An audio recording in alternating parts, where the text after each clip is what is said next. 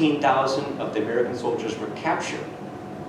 But prior to the capture of their GIs, the American commanders were very concerned about the Jews, the GI Jews. They had heard these horrible stories of Jews being exterminated in the concentration camps. And so with their tags, their dog tags, they had ordered all of their soldiers to remove their dog tags and throw them away before their capture. Because their dog tags contained the standard forms of name, rank, and serial number, but it had one letter for their religion, such as P for Protestant, C for Catholic, and H for Hebrew. Well, these 14,000 American GIs were put in various stalags. In Stalag 9A, there were 1,275 American GIs put in the camp there. The Jews chose one individual to be the representative or the person in charge of all these GIs, Staff Sergeant Roddy Edmonds. Now, again, he was not a commissioned officer, he was a sergeant. But they chose Edmonds for two reasons. First of all, he seemed to have the respect and the admiration of his fellow GIs. And number two, Roddy Edmond, in the Germans' eyes, met the Aryan ideal. That is, he was blonde, blue-eyed, and had an athletic build. Within a few days of setting up the camp, the commandant, Major Sigmund, ordered Rodsman into his office, or they ordered Edmonds, into his office. And he said that that afternoon and evening, he wanted Edmonds to go to all the barracks and find out how many Jews there were in each of the barracks. And then next morning at 0800 hours, he wanted all the Jews to be lined up in formation in front of his office. Edmonds asked him, why do you want the GI Jews to be there, and what do you plan on doing with these Jews? The major refused to answer them. So that afternoon and evening, Edmonds went to each of the barracks. Each of the barracks contained about 80 of the GIs. And each barrack had one the captain who acted as a person in charge. And Edmund spoke to each of the captains and got a rough idea of how many Jews there were. And there were approximately 200 GI Jews. The next morning at 800 hours, the major came out and he saw standing in formation at attention all 1,275 GIs. And standing in front of them was Staff Sergeant Roddy Edmonds. The major looked around, walked down, and stood right in front of Edmonds and said, "You can't all be Jews." Edmonds, standing at attention, said, "Yes, sir, we are all Jews here." The major removed his Luger sidearm and pointed it straight at Edmonds' head with the end of the barrel resting on Edmonds' forehead. He said, "You will tell me how many Jews there are, or I will shoot you where you stand." Edmonds locked eyes with the major and said, "Major, this war is almost over. If you shoot me or any of my men, you will be hunted down and tried as a war criminal." There was a long pause with the major holding his sidearm to Edmonds' head. Finally, he uncocked it, returned it to his holster, and went back into his office. At a nearby stalag, Stalag 9B, the American GI who was put in charge was given the same assignment. But instead of taking the same stance as Edmonds, he had found that there were approximately 400 of the Jews of the 1,300 GIs there. Following his order, he had all 400 of these GI Jews standing in formation at 0800 hours. The next day, These 400 GI Jews were rounded up, put in railroad boxcars, and shipped to a labor camp. Again, we're talking January now in 1945. The war would only last for about another 4.5 months. These 400 GI Jews had to toil endlessly for the 4.5 months. Because it was the end of the war, the Germans had very little food for themselves, much less the prisoners. After 4.5 months of those 400 GI Jews, only 63 of them would survive their internment. Well, back at 9A, under the command of Rodney Edmonds, all 200 GI Jews would survive their captivity and return home to America to start a new life, or a new horizon, if you will. Many years went by.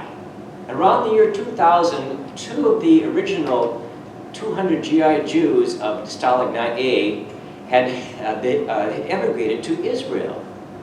And they thought, you know, of those 1,275 GIs, I wonder how many are surviving. And they thought they'd try to get maybe like a reunion. Of course, most of these GIs now, if they were surviving, were in their mid to late 80s. The first one they tried to call was Rodney Edmonds. And from Israel, they finally reached his home in Ohio. And they had been informed that Rodney Edmonds had died of natural causes in 1985. Speaking to one of his adult sons, he said, oh, you know, we really wanted to thank Rodney for truly saving our lives. His son and the family had no idea what they were talking about. Apparently, Edmonds had returned home and not shared anything that he had done at Stalag 9A with any of his family or friends.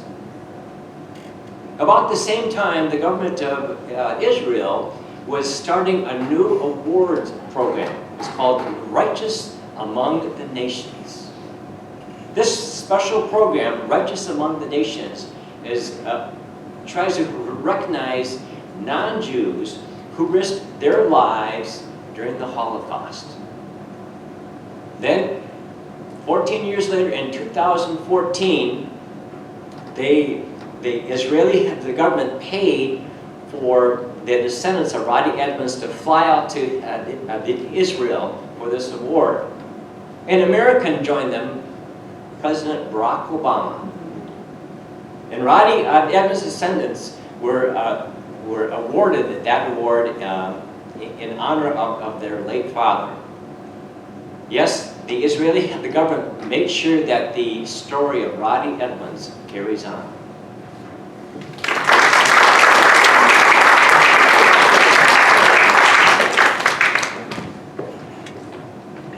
Thank you, Patrick. All right, our next teller is Carol. Carol, come on up. Yeah, I think I will with the stand. With the stand? Yeah, because last time I tried to fall off the stand. I don't remember that.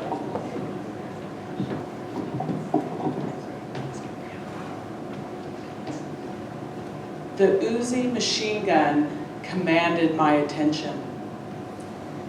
I'd never seen a Uzi machine gun, particularly not with a security guard that was standing in front of the mosque. He had a stern look towards me. It sent shivers up my spine. I was 17, an exchange student in Turkey, living there for 3 months after my junior year in high school. My Turkish mother, she was a devout Muslim. She wanted to show me her place of worship. So she, my Turkish brother, and my Turkish sister went to her mosque. When we were there was quite a discussion between my Turkish mother and this guard. He kept pointing at me. I'm not sure what was going on at the time, but all of a sudden, she ushered us into the mosque. My brother peeled off to go to the men's side of the mosque, and my Turkish mother and I, and Aisha, my sister, went into the women's side. My Turkish mother was like pointing at me and saying, please, please, give me your camera. And I thought, oh, she just doesn't want me to take pictures in here. So I handed her my camera, and the next thing I know, she's taking pictures inside the mosque of me and the mosque. That is completely outrageous. But that was my Turkish mother. It was a summer of transformation for me. Later on, I learned about that discussion between my Turkish mom and the guard. The guard had said, she's not Muslim. And my Turkish mother said, even though she knew it wasn't true, yes, she is Muslim, but she only speaks English. And the Turkish guard couldn't do anything about it. I learned a lot that summer. One of the interesting things that I wish we would do here in America is the way we cleaned houses there. I lived in the eastern side of Turkey, and what we would do is get the furniture, push it to the middle of the room, take a hose, attach it to a spigot, bring it in, wash down the walls, wash down the floor. When it was all dry, move the furniture back, and our house was clean. Perfect. I wish we could do that here. You know, there was a lot of differences between Turks in America, and my Turkish parents had a prearranged marriage. And that really kind of surprised me. Marriages were still being prearranged when I was there. My Turkish cousin had been promised after her father lost a card game. Yeah. I asked my Turkish mother about their marriage. And mind you, she met my Turkish father the day of the wedding. And she said with a smile and with just love, you learn to love them through the years. And I think she felt that way. Now, I never really got very good at Turkish. My family would play a lot of fish. Okay, the card game fish. But what really annoyed me is they all speak English and then turn to me and say, do you have any fives? So I wasn't gaining any Turkish there, and I was losing every fish game.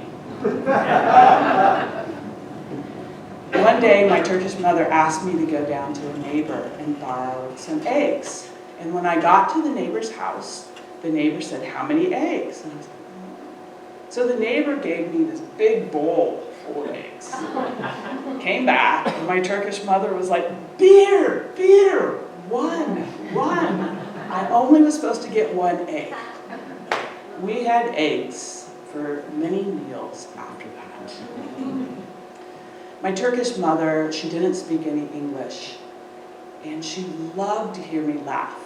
And she didn't know why, but she knew if she said the Turkish word for kitchen, mutfak, that I would start laughing.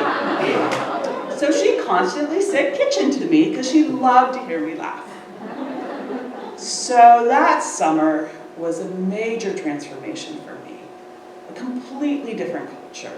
The Turks are generous and warm, and I still communicate with my Turkish family, and I could not ask for anything better in my junior year in high school but to spend the summer with a Turkish family.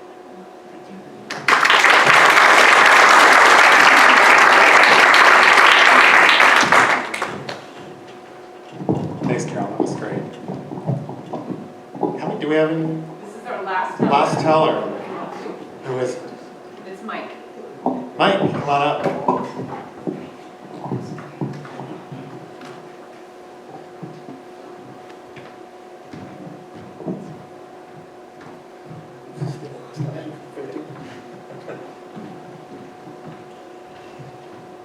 The last time I stood on this stage was June 14th.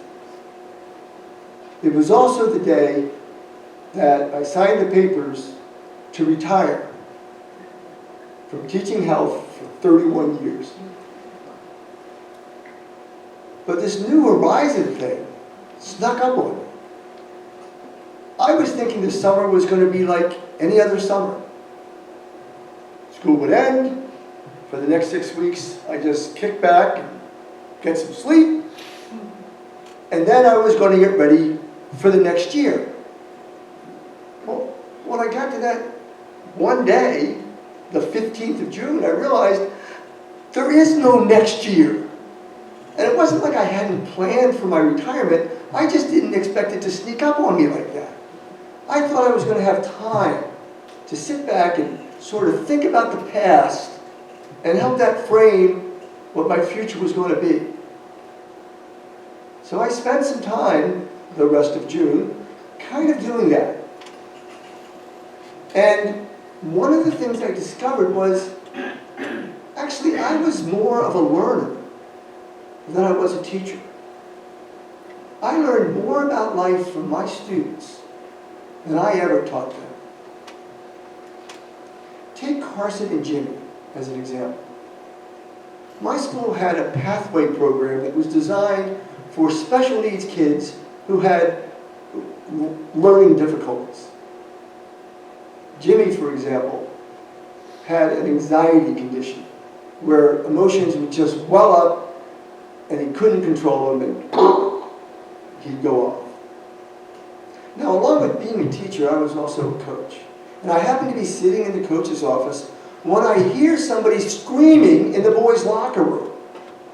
I lean back and look through the window, and there's Jimmy yelling at himself. But then I saw Carson. And I admit, the first thought I had was that Carson was up to no good. He was a late transfer into the sophomore class. It was his first private school, and he hated it. He wanted to quit, but his parents wouldn't let him, so he just dedicated his life to making the lives of teachers miserable in the hopes that he would just get thrown out. But here's what happened in the locker room. Jimmy had realized that he was going to be late for his next class. And it triggered a panic attack. And in his panic, he put his pants on backwards. Been there, done that. Carson was actually there trying to help him out, to calm him down. And in a very dignified way, he got Jimmy to take the backward pants off, turn them around, and put them back on. At that point, Carson was ready to leave, but he realized that Jimmy was still kind of freaked out. So he stayed. And then he told him, "Dude, I'm a teacher's assistant. I can get you into your class, talk to your teacher, make it all good. We got this." And that was a lie. Carson wasn't a teacher's assistant. But Jimmy believed it. So the two of them got up and left. I followed from a distance. And it was awesome.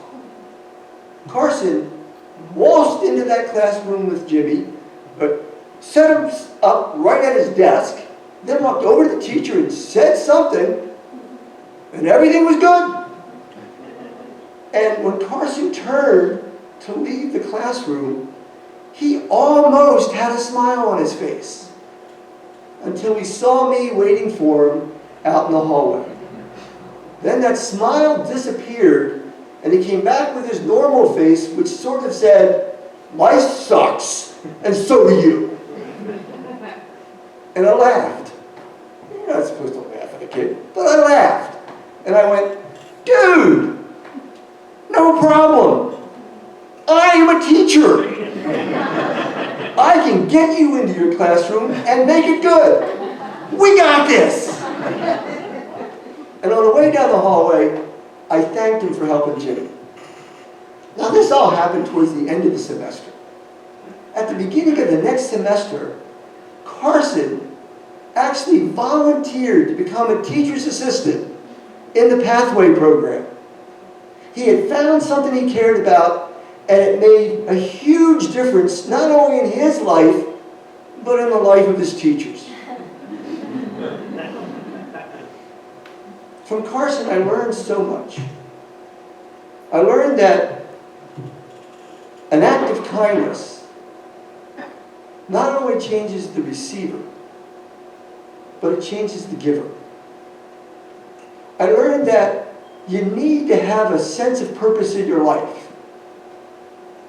And I learned that true change only comes when your heart is committed to it. From Jimmy, I learned courage. M.A. Hershey wrote a poem that starts, "Courage doesn't have to roar. Sometimes it's a gentle voice at the end of the day that whispers, 'I'll try again tomorrow.'" That was Jimmy's life. Every morning he woke up knowing, pretty certain, that he was going to explode emotionally in front of his friends and teachers and other students. But every day he showed up in that building and tried his best. I'm going to take those lessons with me into the next chapter of my life. One of the things that Carson also taught me was that prejudging somebody is so foolish. And I promised myself, in honor of Carson, that I would not do that to myself. And I said to myself, I am never going to say, "Oh, I'm too old to do that." In my youth, I was a lifeguard. It's a great job. You spend the day keeping kids safe. Well, at age 66, I'm now the oldest lifeguard in the Portland metropolitan area. In that 16-hour class, the next oldest person to me was 50 years younger. I'm just saying, I got the only 100 on the test. And I started playing tennis when I was 10. I played in the juniors, I played high school, I played college, I even played a little bit on the pro circuit, but we don't talk about that. Well, now I'm retired. The coaching is over. But I realized I wasn't finished yet. So 2 weeks ago, I passed the 3 tests to become a United States Tennis Association umpire. I'm a little afraid after seeing what happened at the US Open, but I'm excited about it. So at this point in my life, with all these new horizons, and taking that time to look back before I went forward, I realized that because of the wonderful teachers I had, like Jimmy, and Carson, and Mary, Peter, Van, and Tarn, with all those wonderful teachers, I just can't let them down. I can't just sit on my laurels, because that's really saying you're just going to sit on your butt. So I'm going to take what they've taught me and make it my retirement plan. Thank you.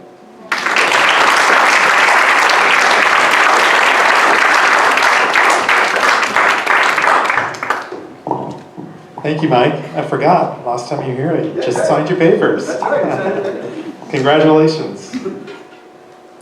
Well, we have to pick a lucky winner.